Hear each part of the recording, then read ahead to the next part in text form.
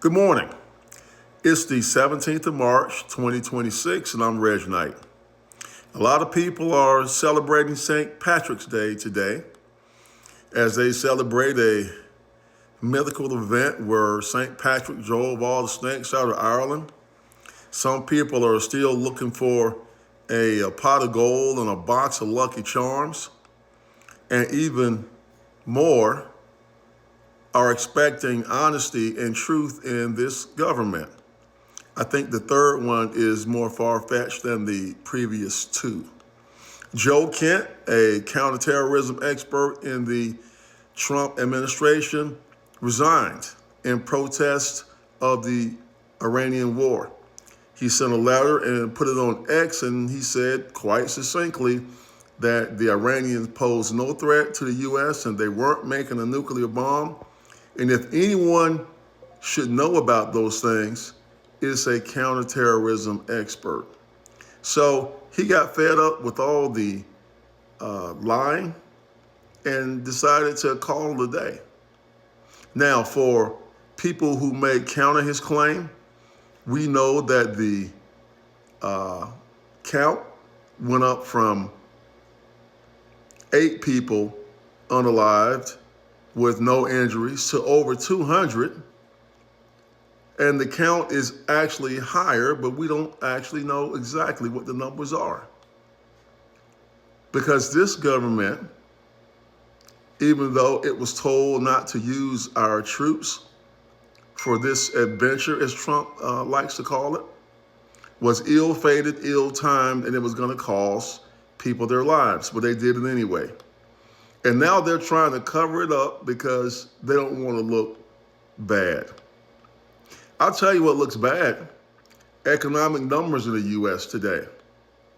The only thing down is employment. They lost 92,000 jobs last month. And I don't know, it could have been more. They may have shaved a little bit off the top to make it, look a little bit more presentable. But gas is up, groceries up, flights are up.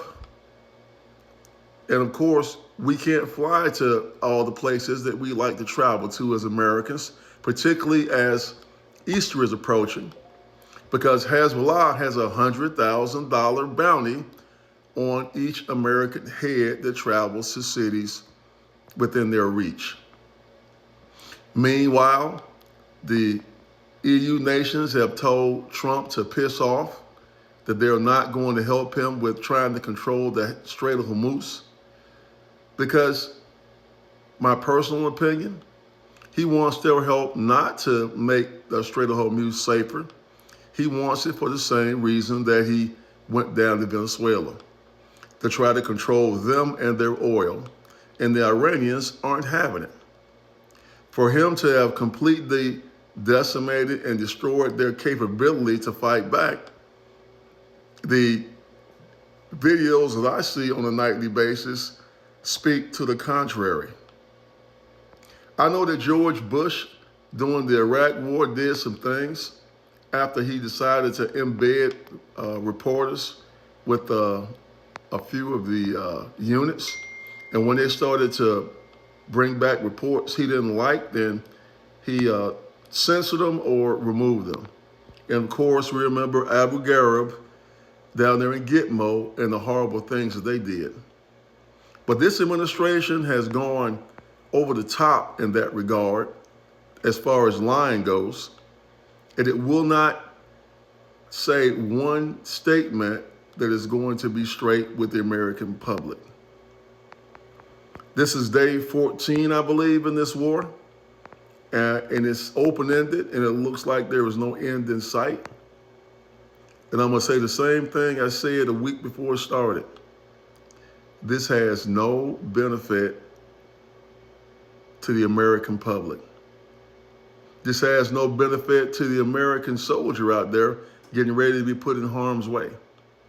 And we are losing billions of dollars a day in a war that Israel wanted. And by the way, where's Netanyahu?